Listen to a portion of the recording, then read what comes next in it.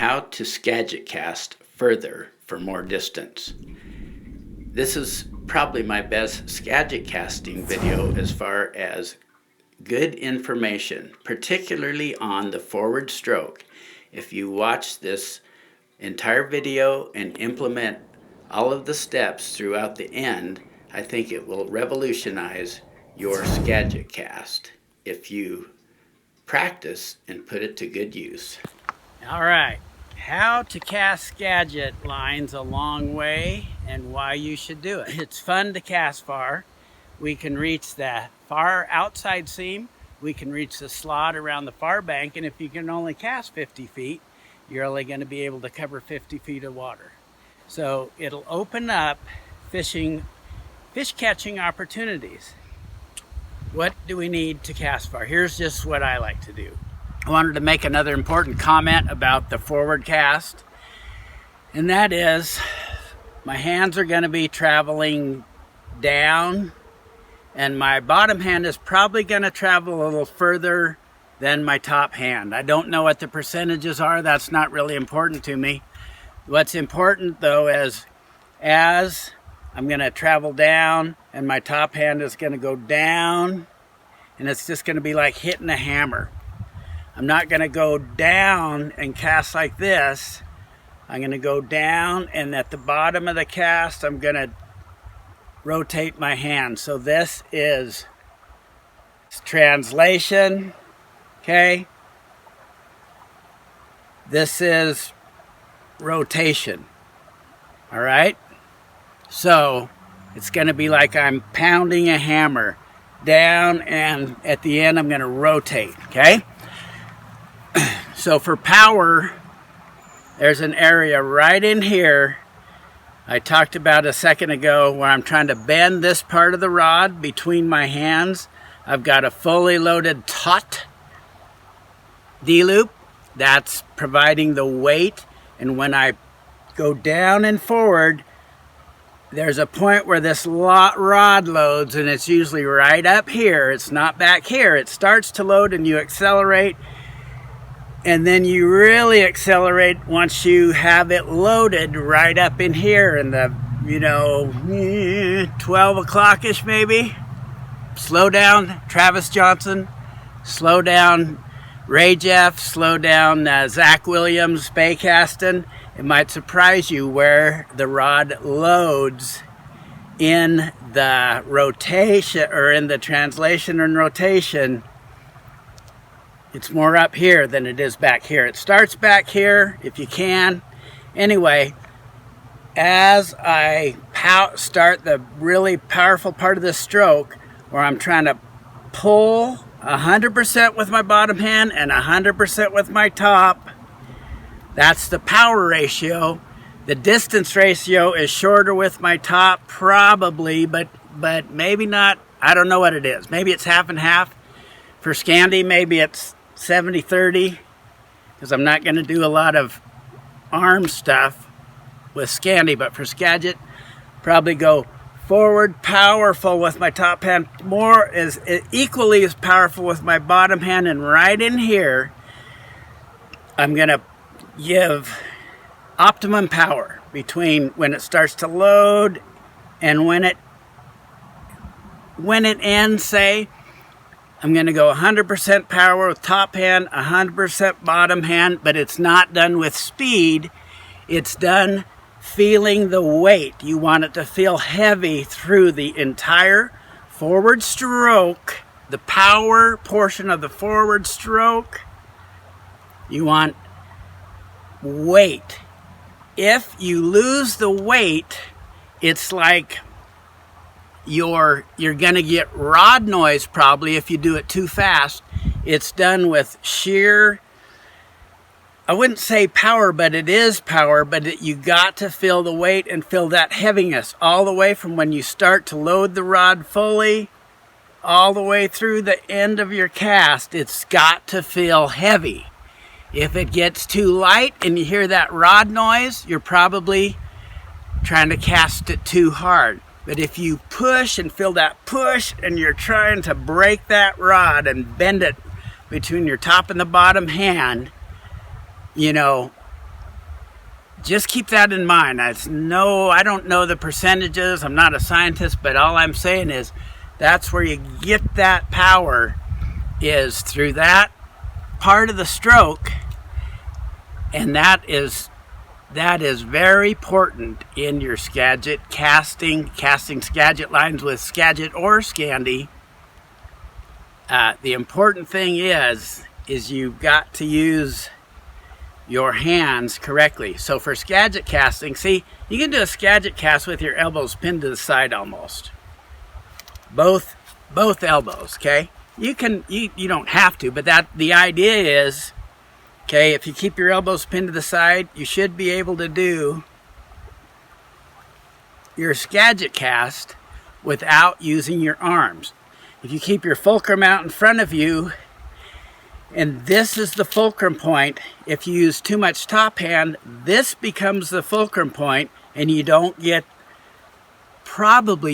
as much line speed, okay? But if you keep it out in front of you, and the rotation point is here, and you have resistance against the bottom hand, you got to have a good, strong, stout resistance. You can't if you just use all bottom hand, you get a frickin' whatever this deal is here. I guess it's a fulcrum, but it's not a powerful fulcrum. Okay, so anyway, I don't even know what fulcrums are, but they're teeter-totters. Anyway, I want it out in front of me, and I'm going to be using power. So this is the fulcrum point. The power comes from both hands, used in proper symbiosis, and that is how I feel like I get the most distance in all my casting. So remember, the hammer, translation, rotation, power with both of them, but not fast power. It's consistent. You push as fast as you can without breaking that rod noise barrier, at least too much. And anyway, I think that's how you get the most powerful Skagit cast. Okay? So thanks for watching. I hope this makes sense. I hope it's a good video for you. See how much power you can put into your D-loop. Experiment a little bit and see if you can start your peel. You can do it like 3 different ways. You can start high, like in a double spey, sweep high and slow, get a nice big round D-loop, and then forward cast. Or if you want to peel it, you want to start the peel immediately, and then you want to peel around, not too fast. Once you start your peel, stay at the same speed, but don't be bashful about getting a little power in that D-loop and seeing what it takes to blow it, and then don't blow it when you cast. But if you experiment, it will improve your casting and let you know where your parameters are. You try to go for too big of a fly, it's going to be difficult to cast far. Okay? If I'm casting ultra big flies, I just try to get in a place where I can overhead them. Is after you get your anchor perfect, your D-loop big and taut, when you start your forward cast, what I try to do is accelerate. I'm going to start the acceleration, and when I load this rod, the part of the rod I want loaded is the part that's between my hands. That's where I want to feel it bend, right between my hands. I'm prying between my bottom hand and my top hand. Okay, so the top's got to be going forward, the bottom's got to, I like the top going forward and down and the bottom pulling in. So there's a part in there, I don't know the exact, 70, 30, 50, 40, whatever. I want 100% and 100% when I'm applying power through this little area where I'm accelerating into the forward cast and getting my distance. Okay, I want to load the rod right in here. I want that part to bend. That's what I'm trying to do. There's a brief moment where I'm trying to break this thing using the weight of the D-loop, the power in my bottom hand, the power in my top hand going down and popping it. And I shouldn't say popping it, but forward cast, okay? You can do a high hard stop, or you can decelerate. when you get done with that cast, when you've hit the forward cast good, I like to lower the rod so there's no chance of a fly hitting it. The other thing that might help after the cast, if you do a hard stop, try to soften your hands right after the cast so your rod doesn't go there. You know, if it goes like that, then your shooting line is probably less apt to go through it smooth. If you can soften your hands at the end of the cast, allow that shooting line to take off, that should help a little bit, okay? The other thing, Varavas shooting line is my favorite. It floats, it shoots, it's expensive, but it flies like a mother. And I like Amnesia. I like, if you want to go super cheap, you can get Berkeley Ultra Green 40-pound test weight, but it does have a tendency to sink. But if you're going to use something that sinks, you gotta